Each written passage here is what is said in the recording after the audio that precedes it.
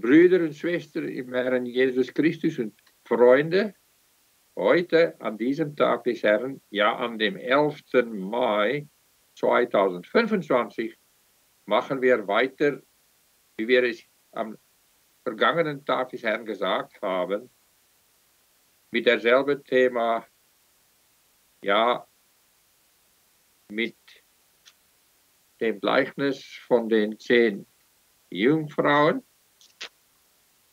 und dann auch mit Epheser Kapitel 1, Verse 1 bis 23. Aber heute wird die Betonung, was Epheser 1 betrifft, sein, die Versen 11 bis 14. Ich lese euch nochmals das Gleichnis von den 10 Jungfrauen vor, zur Erinnerung. Bezüglich worum es eigentlich geht in diesem Gleichnis. Matthäus Kapitel 25, Verse 1 bis 13, das Gleichnis von den 10 Jungfrauen.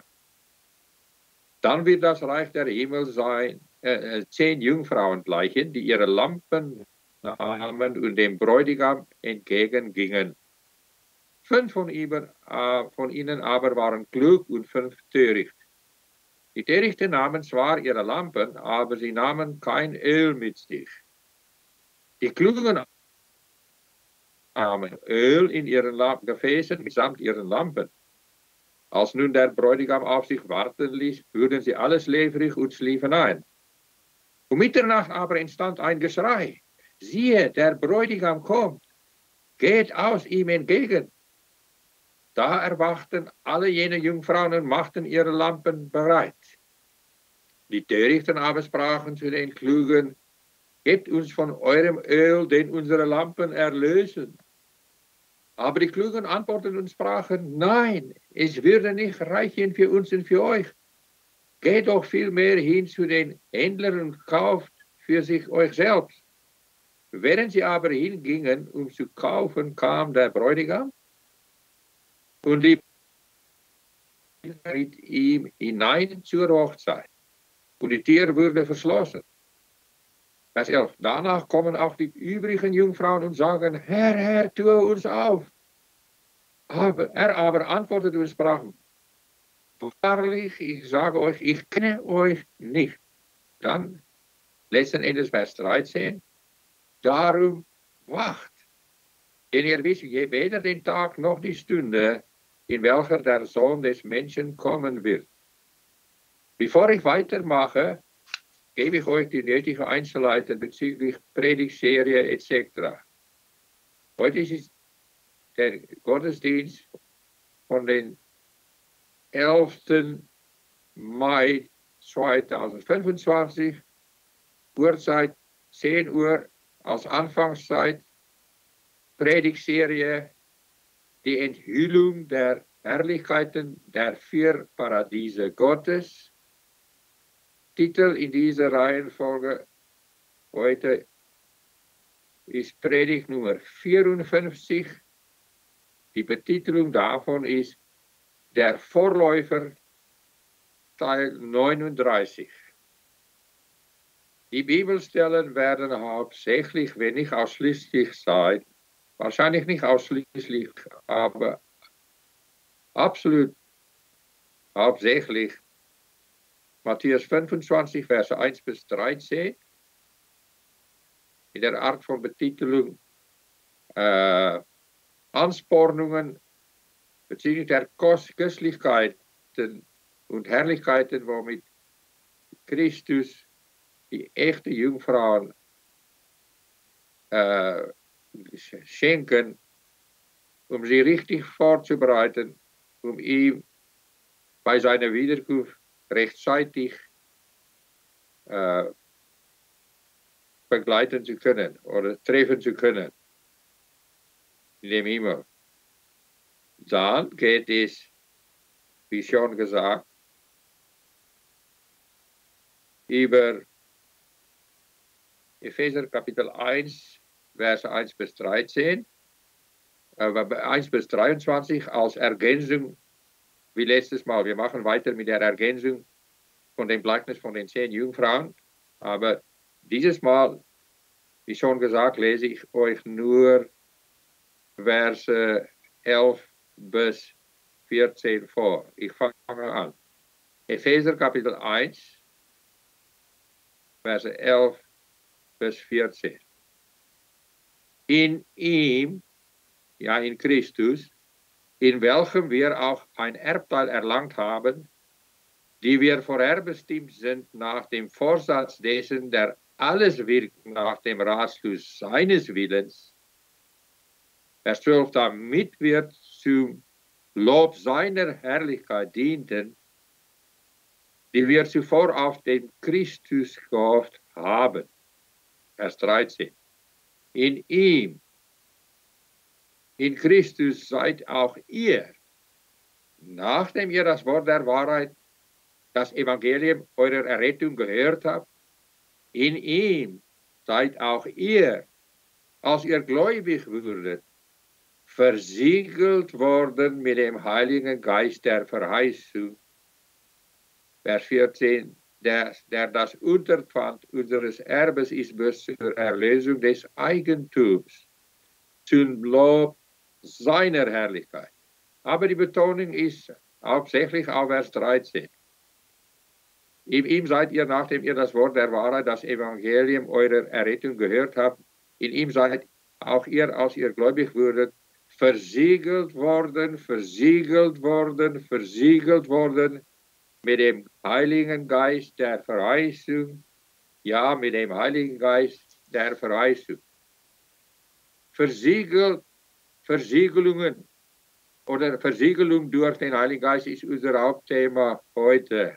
Es ist kostbar. Bete doch, dass wir dies begreifen werden und es frohlocken werden und ganz ermutigt werden dadurch, um uns richtig vorzubereiten für Jesu Wiederkunft, um mir rechtzeitig zur richtigen Sekunde ja zu begegnen, wenn er kommen wird. Diese 5, ich fange an mit der Auslegung. Diese 5 törichte Jungfrauen, wovon wir in dem Gleichnis lesen, sie haben nicht den Heiligen Geist in ihnen. Sie haben den Geist des Christus nicht in ihnen. Und Paulus hat auch in dem Römerbrief gesagt, wer den Geist des Christus nicht hat, der gehört Christus nicht. Törichterweise und fälschlicherweise glauben, dass sie echte Jungfrauen sind, dass sie wahrlich durch Jesus Christus errettet worden sind. Dies ist aber nicht der Fall, aus dem Grund hauptsächlich, dass sie nicht bereit sind, um zu tun, was in 2. Korinther 13 und Vers 5 geschrieben steht. Prüft euch selbst, stellt euch selbst auf die Probe. Oder seid ihr auch euch nicht sicher davon, dass Christus in euch ist? Danach sagte er in dem nächsten Vers, wir haben die Prüfung gemacht und wir wissen, dass wir Christus gehören. Wir haben Gottes Prüfung bestanden. Habt ihr aber die Prüfung bestanden? Weil es gibt in jeder Gemeinde, jede christliche Gemeinde, törichte Jungfrauen, nicht errettet, und echte Jungfrauen, weise und kluge Jungfrauen, die wahrlich errettet worden sind.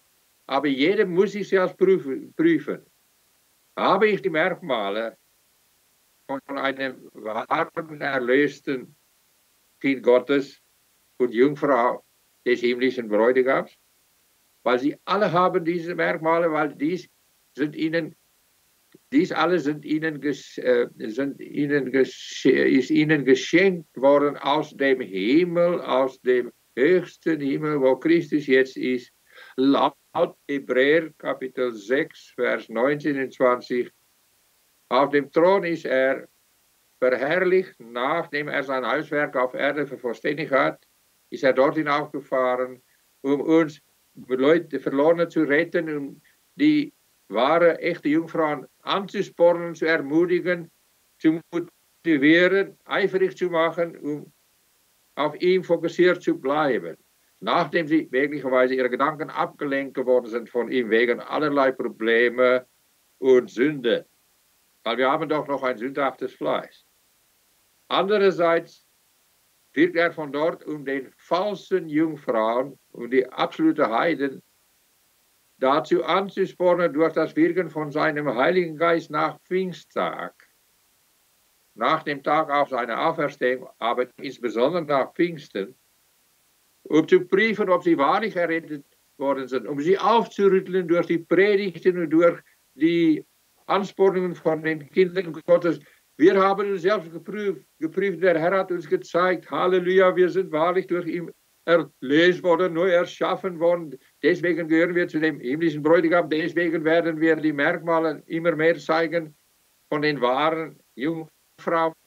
Und wird er vorbereiten und wir werden bereit sein für seine Wiederkunft und werden in den Hochzeitssaal hineingehen und das Fest mit ihm feiern und danach bis in alle Ewigkeit.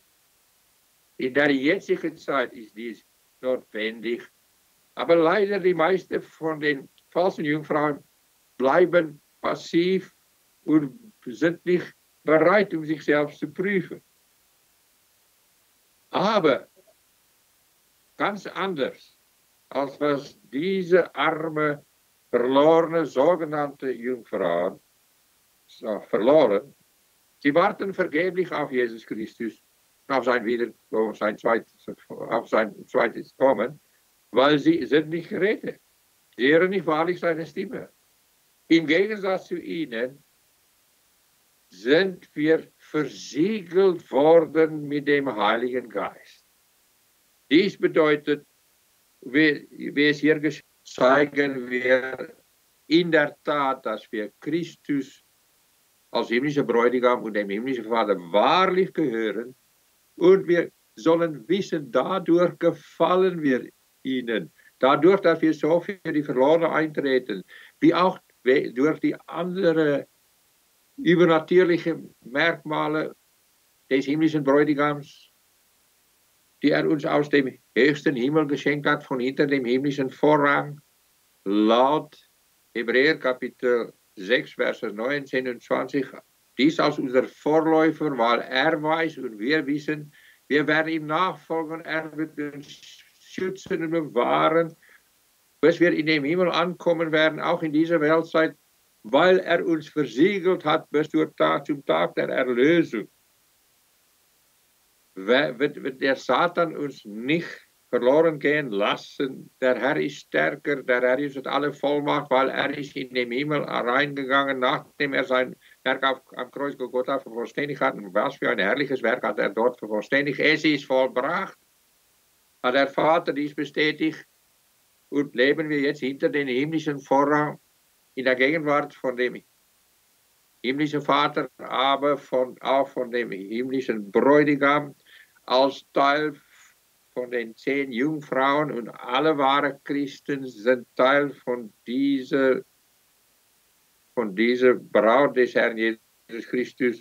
Und wie gefallen wir ihm durch all diese Merkmale? Und wie gerne zeigen wir diese Merkmale, üben wir unsere köstliche Verantwortung als größtes Vorrecht aus, weil wir ihn wahrlich lieb gewonnen haben, weil als er uns erlöst hat, laut Römer Kapitel 5, Vers 5, wie letztes Mal auch gesehen, hat er seine göttliche Liebe zu diesem Ziel und Zweck in unsere neuen Herzen ausgegossen in Überfluss.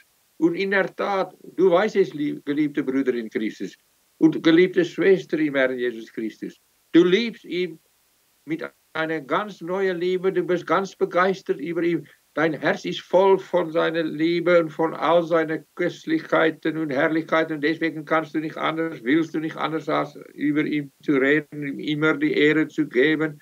Du freust dich so sehr, wenn du ihm die Ehre gibst. So freuen wir uns als Gemeinde der Erretteten darüber. Und die Freude, die Jubeltöne werden immer größer und herrlicher, weil wir wissen, er hat uns in seiner Allmachtskraft errettet, weil er ist eingesetzt worden auf dem Thron neben seines Vaters, um alle Kraft auszuüben und dies um uns vorwärts zu bringen und die anderen, die noch gerettet werden, die auch zu den weisen Jungfrauen gehören sollen, gemäß des ewigen Ratschlusses des himmlischen Vaters, auch noch zu retten. Auch durch unsere Gebete, auch durch die anderen Eigenschaften des Christus, denen wir ihnen gegenüber zeigen, um sie zum Herrn Jesus zu bringen. Was für ein Vorrecht! O geliebte Jungfrauen und Braut des himmlischen Bräutigams, wir wissen, dass Christi Geist in allen von uns wohnt, weil wir wichtig Christus kennengelernt haben und wir sind wahrlich zu ihm gekommen. Er hat uns wirklich wirksam berufen. Dies finden wir unter anderem eine kostbare Bibelstelle in Johannes Kapitel 17. Johannes Kapitel 17.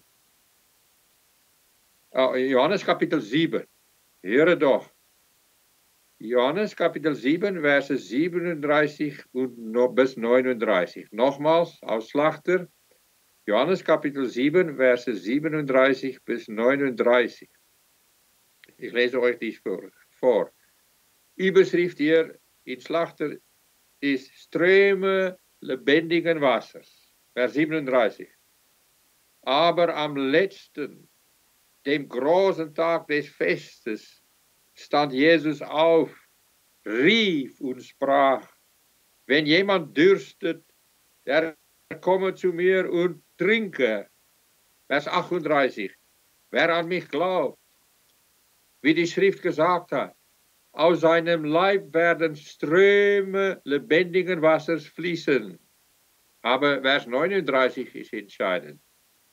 Da sagte er aber, erklärt Johannes hier, da sagte Jesus aber von dem Geist, den die empfangen sollten und würden, welche an ihn glauben, wahrlich an ihn glauben, dann, Punkt, denn der Heilige Geist war noch nicht da, weil Jesus noch nicht verherrlicht war. Ja, nach Jesu Christi Verherrlichung zuerst. Und dies ist nach Pfingsten ist die Vervollständigung davon gemäß der Verheißung des himmlischen Vaters und des Herrn Jesus Christus. Seit dieser Zeit, wenn wir jetzt, Leute, die verloren sind, jetzt zu ihm kommen, weil sie nach ihm dürsten. Ach, oh Herr Jesus, wir müssen dich einfach kennenlernen, weil er hat uns wirksam berufen und gezeigt vom höchsten Himmel herab nach Pfingsten, dass wir absolut hoffnungslos verloren waren und dass alle Kostbarkeiten, Herrlichkeiten in ihm als Erlöser, Erretter und himmlischer Bräutigam drin sind. Und deswegen hat der Geist des Christus uns dürsten lassen nach ihm. Und deswegen sind wir zu ihm gekommen und haben wir getrunken, laut Vers 37. Und dann ist die Realität, die kostbare Realität von Vers 38 wahr geworden. Und zwar, nochmals, Vers 38. Wer an mich glaubt, wie die Schrift gesagt hat, in dem Alten Testament auch, aus seinem Leib werden nicht ein Strom, sondern Ströme lebendigen Wassers fließen. Was ist lebendiges Wasser? Er stillt uns und er sättigt uns von unserem geistlichen Durst, hat er dies gemacht und macht er es immer mehr. Dieses Wasser ist lebendig, ist erquickend, weil wir sind aus dem geistlichen Toten auferweckt worden durch den Heiligen Geist aus unserem geistlichen Zustand als geistliche Leichen gemäß Epheser Kapitel 2, Verse 1 und 5 und 6. Mit Christus auferweckt aus dem geistlichen Toten und Ströme lebendigen Wassers. Wir trinken immer mehr, nachdem er uns erlöst hat. Als er uns erlöst hat, haben wir sofort gespürt die Herrlichkeit und durch ihn mit dem lebendigen Wasser gestillt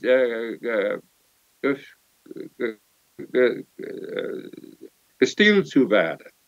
Aber danach immer mehr, der Heilige Geist hat weitergewirkt als Geist der Wahrheit und uns immer mehr von Christi Herrlichkeiten gezeigt. Und dies ist ab Pfingsten stattgefunden, weil der Vater im Himmel hat seinen Sohn, den Sohn seiner ewigen Liebe, davon lesen wir in dem Kolosserbrief, belohnt dafür, dass er den teuersten Preis am Kreuz Golgotha für uns bezahlt hat, um uns zu retten. Aber jetzt nur noch wie kostbar, wie wunderbar, wie anspornend, wie motivierend, wie eifrig machen, um dem Herrn zu dienen, wie wir ihm dienen sollen. Dies machen alle echte Jungfrauen.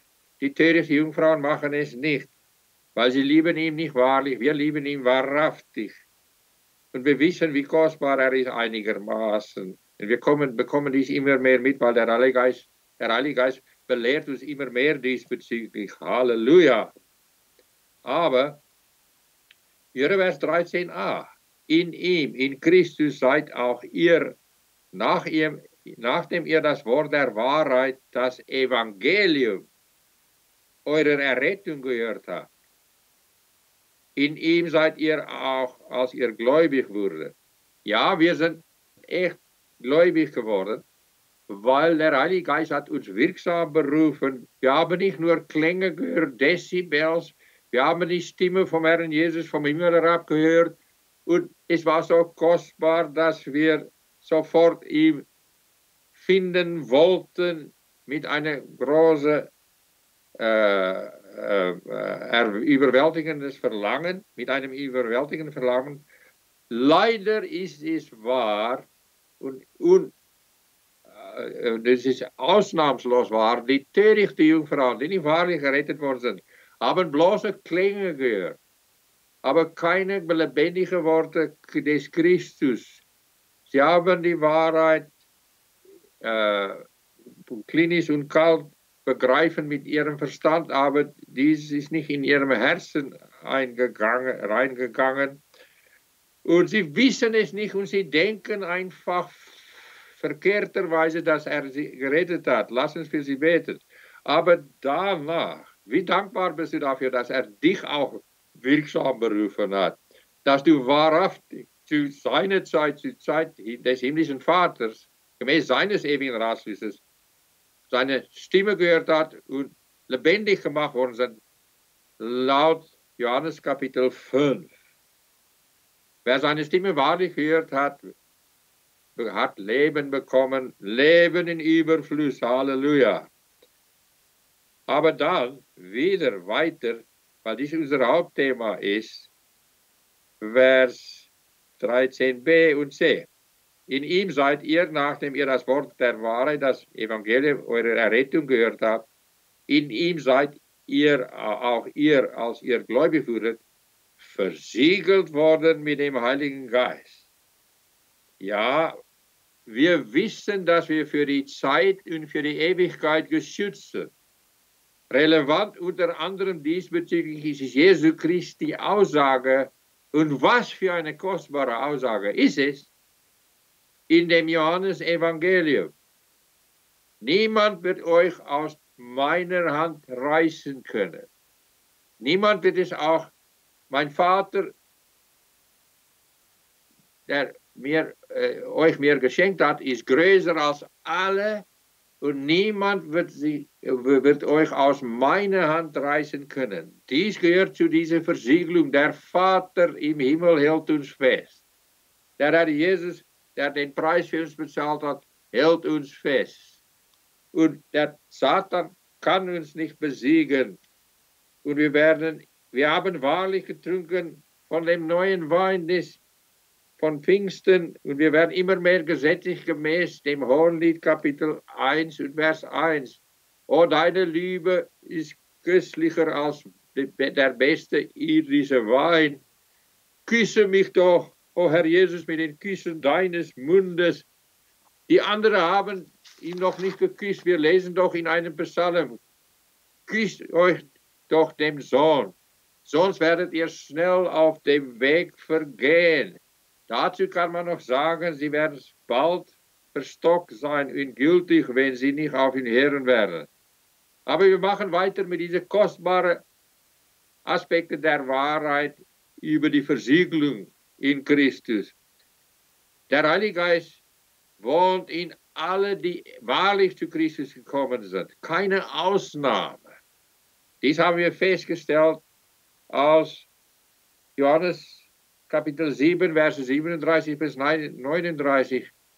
Es gibt keine Ausnahme auf dem großen Tag des Festes von damals, hat über das kommende Fest geredet, Festmahl des Lammes, woran wir alle teilnehmen werden. Wie könnte dies anders als super anspornend sein, ermutigend und eifrig machen, um auf dem, wie die weise Jungfrauen von dem Gleichnis von den Weisen und den törichten Jungfrauen, um uns vorzubereiten auf seine Wiederkunft.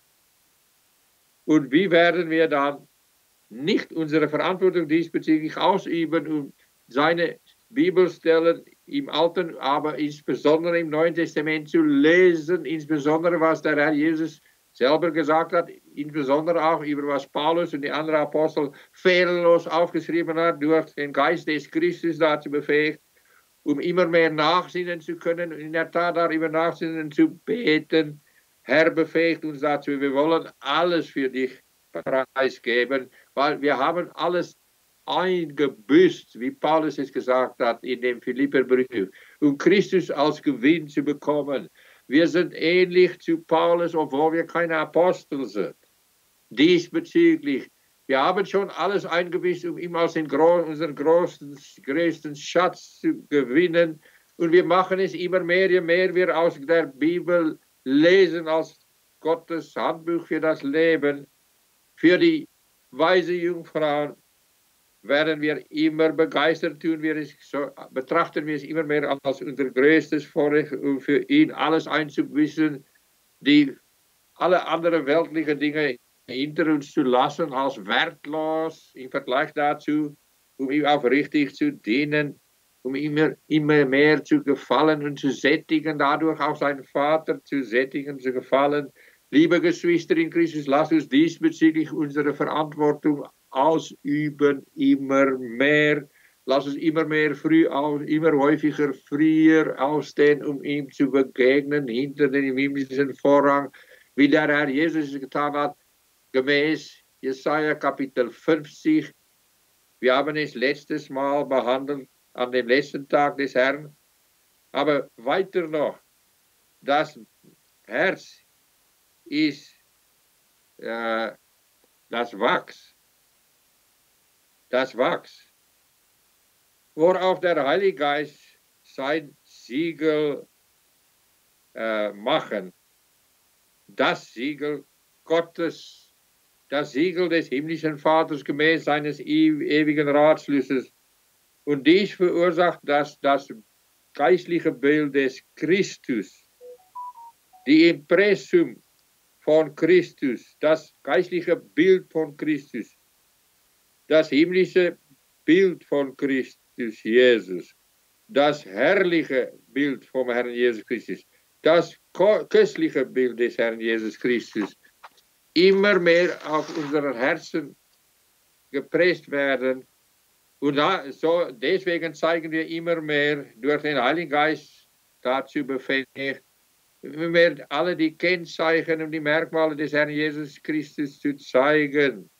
Ja, wir sind Menschen, die versiegelt worden sind. Wir kennen ihn wahrlich und wir folgen ihm nach und wir lassen nicht nach, um ihm nachzufolgen, immer vollständiger, mit immer mehr Eifer. Ja, wir rennen gerne immer schneller auf dem Rennbahn Gottes, wie er es gemacht hat, laut dem Hebräerbrief, weil wir wollen ihm in allem ähnlich werden und dies verursacht er auch durch den Heiligen Geist, weil der himmlische Vater uns dazu vorherbestimmt hat und weil der Herr Jesus in der Kraft vom Heiligen Geist dies für uns erworben hat gegen den teuersten Liebesopferpreises. Preis. Aber der Herr Jesus ist unser himmlischer Bräutigam, weil er am Kreuz Golgatha den Preis für uns bezahlt hat. Dies haben wir doch gesehen und aus Epheser Kapitel 1. Und wir freuen uns immer mehr darüber und wir werden immer dankbarer dafür, anders als die törichten Jungfrauen. Sie sind nicht wahrlich dankbar. Wir werden immer dankbarer, weil wir wissen, wie furchtbar es ist, um verloren zu sein, hoffnungslos verloren. Deswegen freuen wir uns so absolut sehr darüber, dass er uns erlöst hat aus dem Sündenslamm für die Zeit und für die Ewigkeit. Für die jetzige Weltzeit und für die zukünftige Ewigkeit. Welt ohne Ende. Dies ist ein weiteres Merkmal von den echten Jungfrauen, von dem Gleichnis von den 10 Jungfrauen, wo wir lesen in Matthäus Kapitel 25, Verse 1 bis 13. Christi Liebe, Christi Gnade, Christi Kraft, ja, die Kraft seiner Auferstehung, Christi geistliche Herrlichkeit, Christi Eifer, zeigen wir etc. zeigen wir immer mehr, weil wir mit ihm wahrlich eins gemacht worden sind. Wer eine Hure anhängt, sagte Paulus in einem Sendschreiben, ist mit ihr ein Fleisch geworden. Wer aber den Herrn Jesus anhängt, ist ein Geist mit ihm geworden. Dies ist wahr von jeder wahre Christ, von jeder wahre Jungfrau. Und wie kostbar ist diese köstliche, immer tiefer werdende Gemeinschaft mit dem Herrn Jesus. Und sagen wir immer mehr, mein Geliebter gehört mir und ich gehöre ihm, der unter den Lilien weidet, gemäß was in dem Hohenlied diesbezüglich geschrieben steht. Wunderbar, kostbar, oder? Aber dann, ihr müsst wissen, dass dies alles ist unsere Aufgabe. Es ist auch unser Geschenk aus dem Himmel. Es ist auch Gottes Gnadengabe an uns. Die Frage ist, wie dankbar sind wir dafür und darüber? Wie jubelnd und wie sind wir darüber und wie freuen wir uns darüber? Immer mehr, ja oder nein?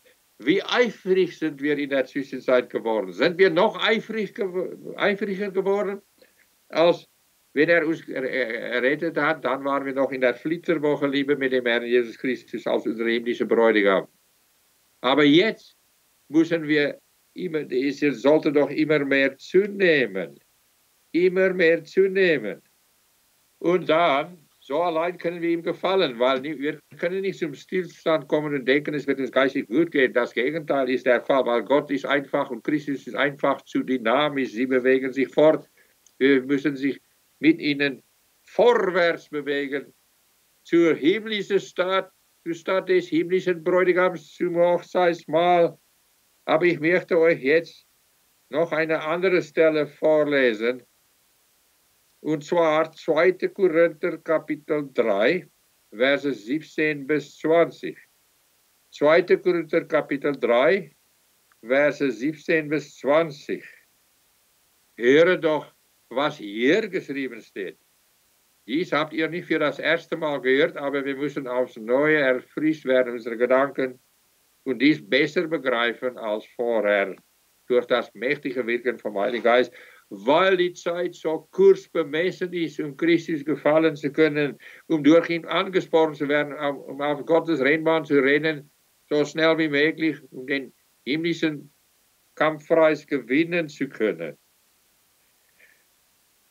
Die Juden von damals waren wie die andere, wie die törichten Jungfrauen von heutzutage auch sind. Höre doch, Vers 15. Paulus redet hier über die verlorenen Juden. Vers 15 von 2. Korinther Kapitel 3.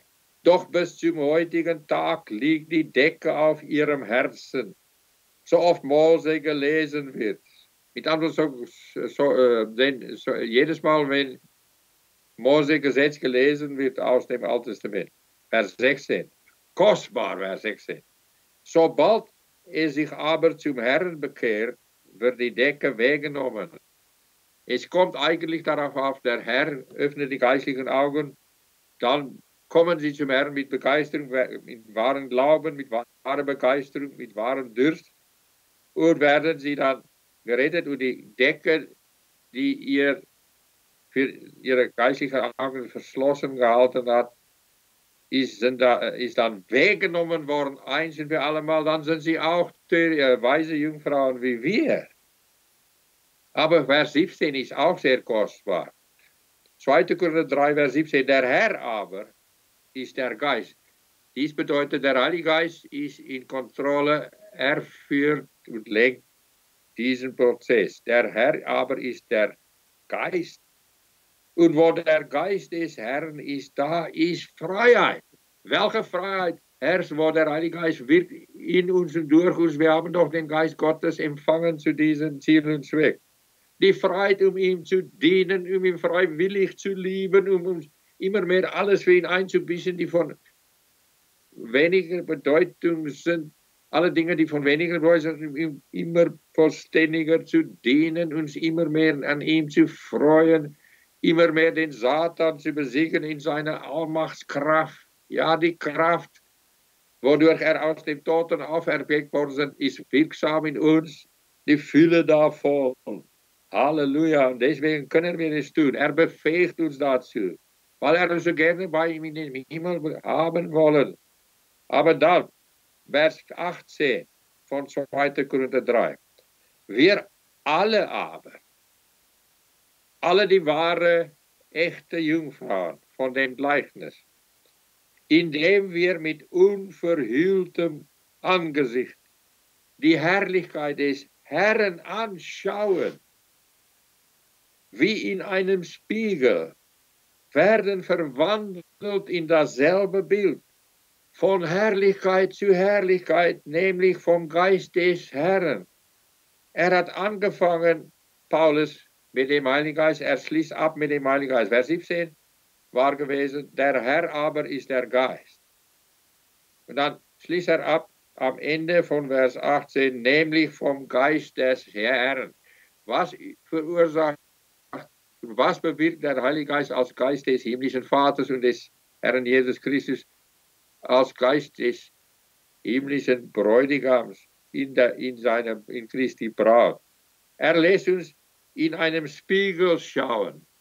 Damals war Spiegel aus Kupfer und es war nicht wie unsere moderne Spiegel, wo man sich das Bild in dem Spiegel gut sehen könnte, nur so einigermaßen.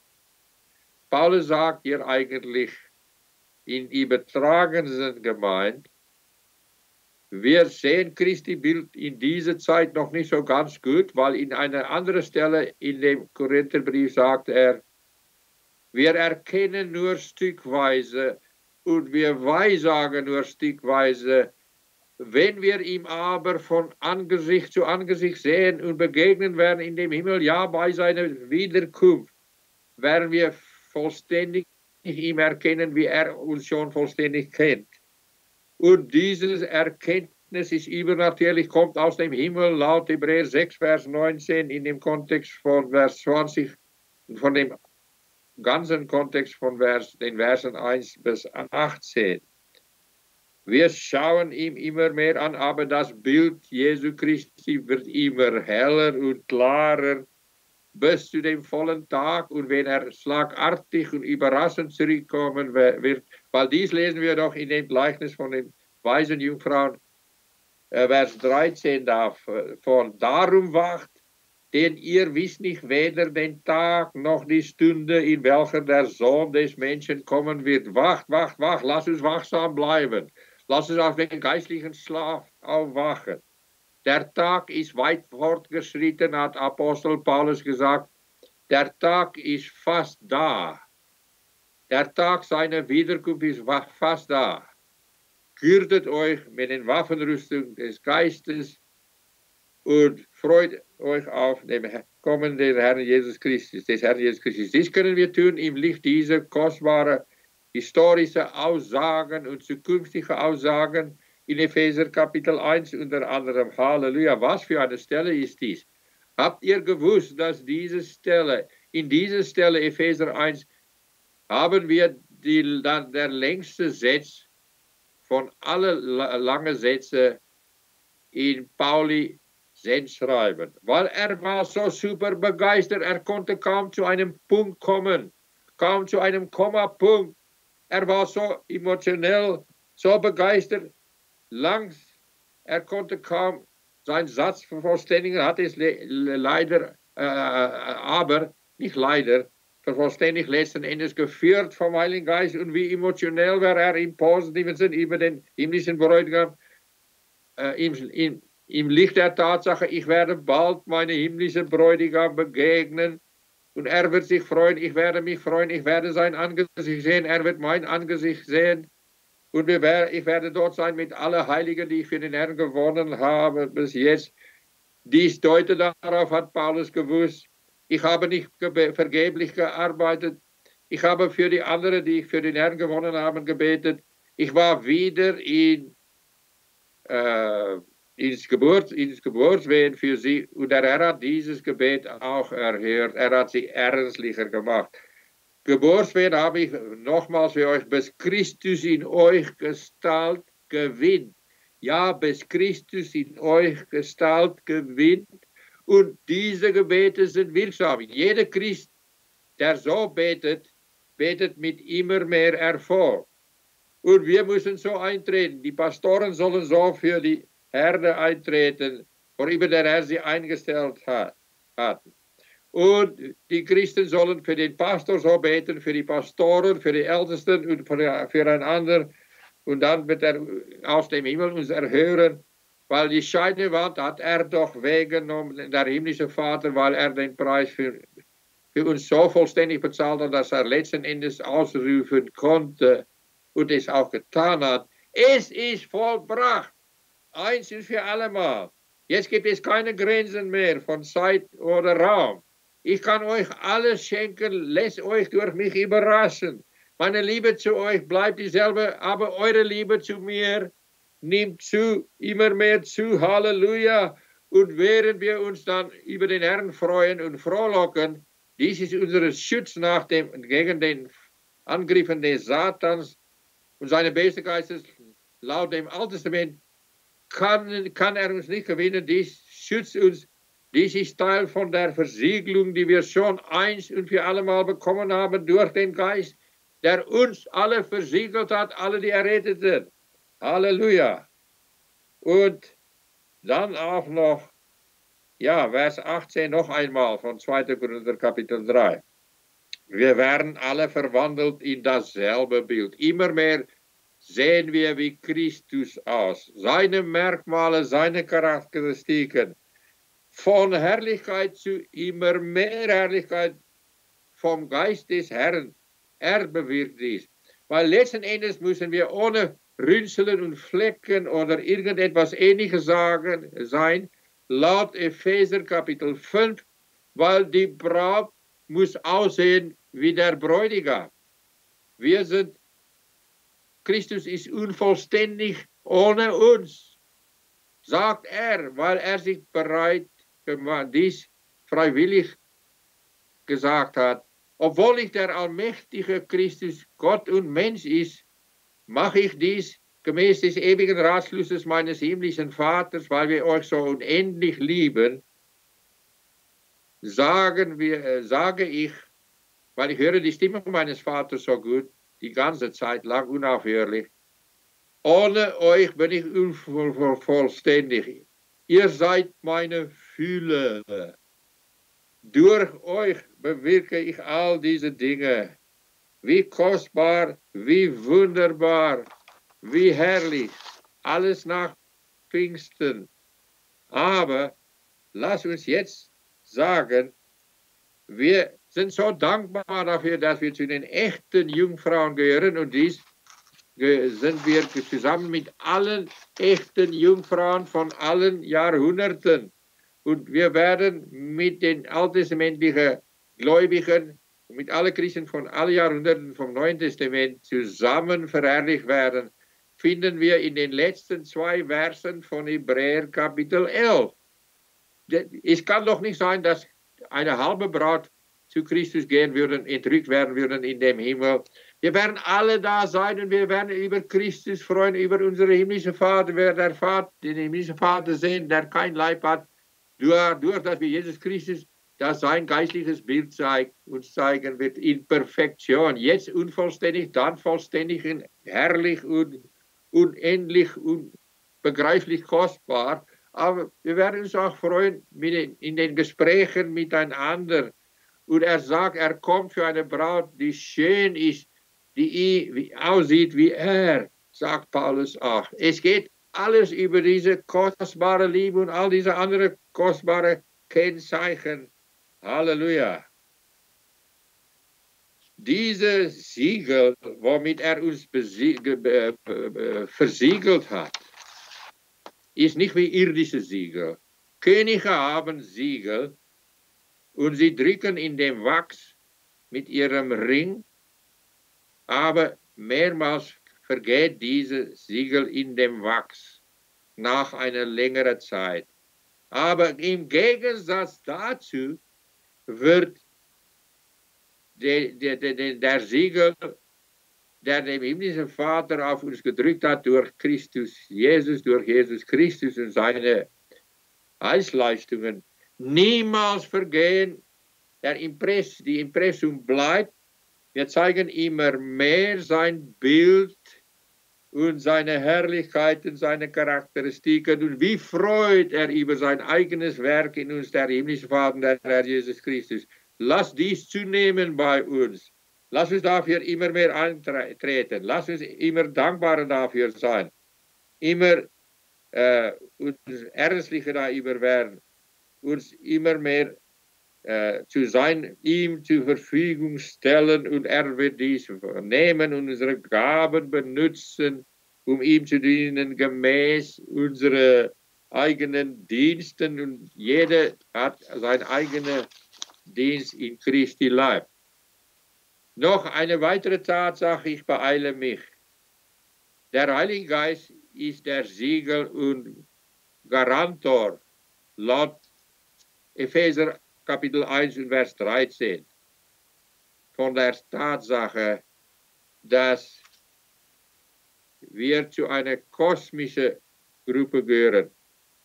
Die ganze Kosmos ruft aus und sagt, oh, lass die Kinder Gottes offenbart werden mit den Merkmalen des Herrn Jesus, damit sie immer mehr wie Christus aussehen können, weil dann werden sie schlagartig ihm gleichgestaltet gemacht werden bei seiner Wiederkunft, weil sie werden wachen und beten, wie er gewacht und gebetet hat, als er in dieser Welt drin war. Und wir werden ihm begegnen und wir werden dann wissen, aus praktischer Erfahrung, wie kostbar es ist, ihn so kennengelernt zu haben. Lass ich euch dies zeigen. Lass ich dies doch euch vorlesen. Ich lese jetzt ab Vers 9 von Epheser Kapitel 1. Epheser 1 ab Vers 9. Er hat uns das Geheimnis seines Willens bekannt gemacht, entsprechend dem Ratschluss, den er nach seinem Wohlgefallen gefasst hat in ihm. Vers 10. Hier kommt diese kosmische Realität. Vers 10. Zur Ausführung in der Fülle der Zeiten. Doppelpunkt. Alles unter einem Haupt zusammenzufassen in dem himmlischen Christus, sowohl was im Himmel als auch was auf Erden ist. Alle die verstorbenen Christen unter der Erde auch. Und alles, was in dem Himmel ist, die Engel Gottes und Gott und Christus selber und der Heilige Geist, der auch bei uns ist. Alles wird zusammengefasst werden in dem kosmischen Christus. Wir sind Teil von seinem ewigen Ratschluss, von seinem ewigen Vorsatz.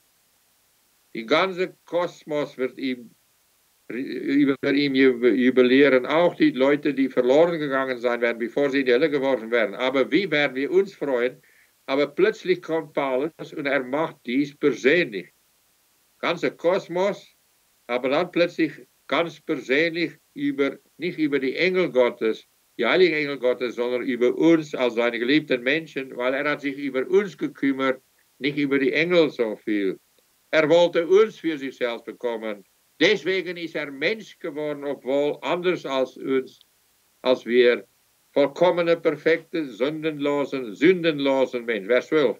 Damit wir zum Lob seiner Herrlichkeit dienten, die wir zuvor auf den Christus gehofft haben. Ja, wir haben auf ihn gehofft, ab unserer Rettung. Wir hoffen immer noch auf seine Wiederkunft, im festen Glauben, im festen Vertrauen, mit einem göttlichen Eifer uns durch ihn aus dem Himmel geschenkt. Aber wir zeigen seine Herrlichkeiten immer mehr da. Dies ist unsere Berufung. Aber wie werden wir in dem endgültigen Himmel, ja, in dem 5. Paradies, das noch kommt, seine Herrlichkeiten und Köstlichkeiten perfekt ausstrahlen und zeigen, obwohl er noch heller leuchten wird als wir? Wie werden wir ihm dann die Glückseligkeit genießen lassen und den himmlischen Vater auch? Und wir sagen, er hat gesiegt, er hat uns siegen lassen. Es kommt alles von ihm, nicht durch unsere Werke, sondern aufgrund seiner Heilsleistungen allein. Und wir werden dann begreifen, besser als je zuvor, was Gnade bedeutet. Das Gesetz ist durch Mose gekommen, lesen wir in dem Johannesevangelium.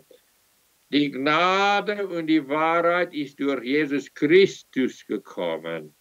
Gnade und Wahrheit und alles, was kostbar und wunderbar ist. Und so bereiten wir uns vor für die Ewigkeit. Welt ohne Ende mit Christus zusammen als die weise Jungfrauen, Teil von allen weisen Jungfrauen in aller Welt. Aber die anderen werden nicht da sein. Sie werden in der Hölle leiden. Aber dann kommt noch eine kostbare Aussage. Vers 13. In ihm seid ihr, nachdem ihr das Wort der Wahrheit, das Evangelium eurer Errettung gehört habt, in ihm seid auch ihr, als ihr gläubig wurdet, versiegelt worden mit dem Heiligen Geist der Verheißung. Mit dem Heiligen Geist der Verheißung. Mit dem Heiligen Geist der Verheißungen Gottes. Was für Verheißungen gibt es? Lassen uns sie alles studieren. Paulus sagt in einer Bibelstelle, sie sind alle Ja und Amen in Christus, durch Christus. Zu diesem Ziel und Zweck sind wir gesalbt worden, miteinander zusammen, mit Christus zusammen, mit dem Salböl vom Heiligen Geist nach Pfingsten.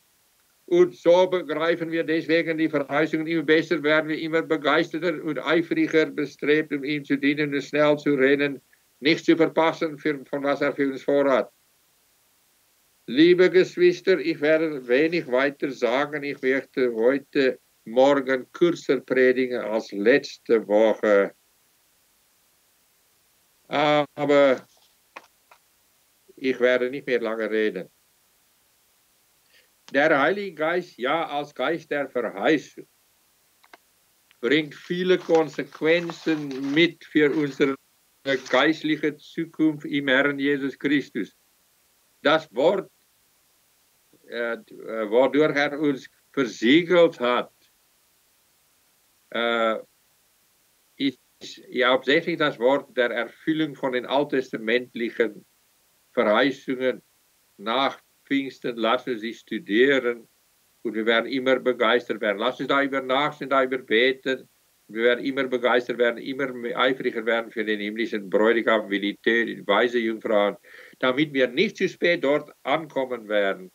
Aber wenn gesagt werden wird, der Bräutigam kommt, werden wir sofort nicht mehr eingenickt sein, sondern ihm begegnen. Und zu diesem Ziel und Zweck sind wir schon in den himmlischen Regionen in Christus Jesus reingebracht, um mit ihm in den himmlischen Regionen hinter den Vorhang geistliche Gemeinschaft zu haben. Und so bereiten wir uns vor. So sehen wir immer mehr wie Christus aus. So machen wir einen immer kostbaren Dienst für ihn. So sind wir ein Brief des Christus durch alle Menschen gelesen und wahrgenommen. So machen wir die Verlorenen, mehrere von ihnen, insbesondere diejenigen von ihnen, die auserwählt worden sind von aller Ewigkeit her, eifrig, um auf uns um zu werden, wie wir sind, sind wir dann in der Lage gebracht, um ihnen zu sagen, unser Herr Jesus, unser himmlischer Bräutigam, hat den Unterschied gemacht, nicht wir. Und so werden von ihnen eifriger gemacht werden, bis sie zum Herrn Jesus kommen werden, weil sie sagen, wir werden gerne ihn kennenlernen, die ihr kennengelernt habt. Er strahlt auf eurem Angesicht. Wir wissen, ihr seid glückseliger als wir. Das Evangelium ist doch die gute Nachricht, das Evangelium, dass Jesus Christus für uns gekommen ist. Es ist wie ein Ring, der ein König hatte. Und er hat ein Impressum in dem Wachs gemacht. Auf Griechisch heißt dieses Ring von dem Königen von damals Trogos. Trogos. Ein Siegel. Und dieses Siegel hat repräsentiert und garantiert, dass was der König, sein Volk, worüber er regiert hat, verheißen hat und zweifellos wahr gemacht werden wird. Der König aller Könige hat und sein Vater hat dies besiegelt durch sein Ring des ewigen Königs. Und er hat uns dadurch die Verheißungen, die kostbaren Verheißungen gegeben, die uns immer begeisterter machen und wir glauben immer fester, je näher wir an dem himmlischen Bräutigam leben, als die 5 Teil von den 5 weise Jungfrauen. Und bald werden wir bei dem Herrn Jesus Christus sein. Deswegen, er kann kaum noch warten, wir können kaum noch warten. Er sagt am Ende von Offenbarung 22, siehe, ich komme bald. Dann antworten wir, ja komm Herr Jesus, warum bist du noch nicht gekommen? Und dadurch werden wir auch angespornt und stark gemacht, um mit standhaften Ausharren weiterzumachen, obwohl wir viel leiden und gefoltert werden durch die Feinde des Herrn, durch den Satan, durch seine bösen Geister, durch die Leute, die er ausnützen, um uns zu hassen.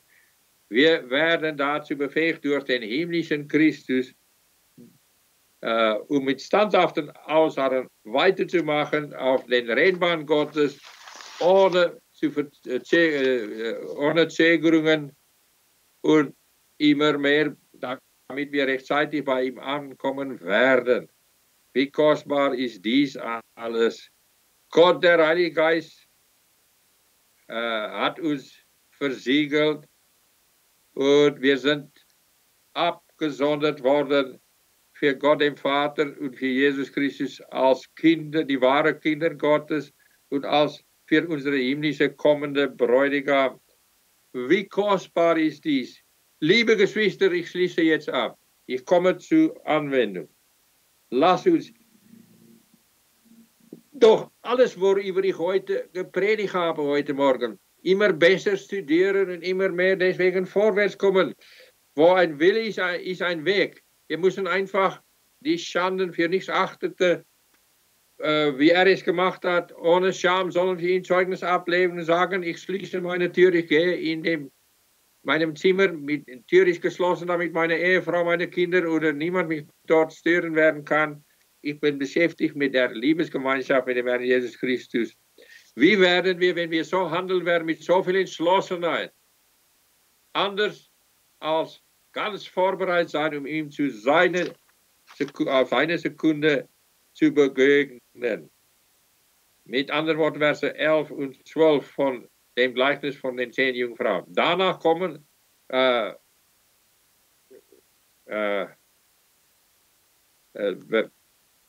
Vers 10 von Matthäus 25. Während die törichten Jungfrauen aber hingingen, um zu kaufen, Öl zu kaufen, weil der Heilige Geist ist Gottes größtes Geschenk an uns.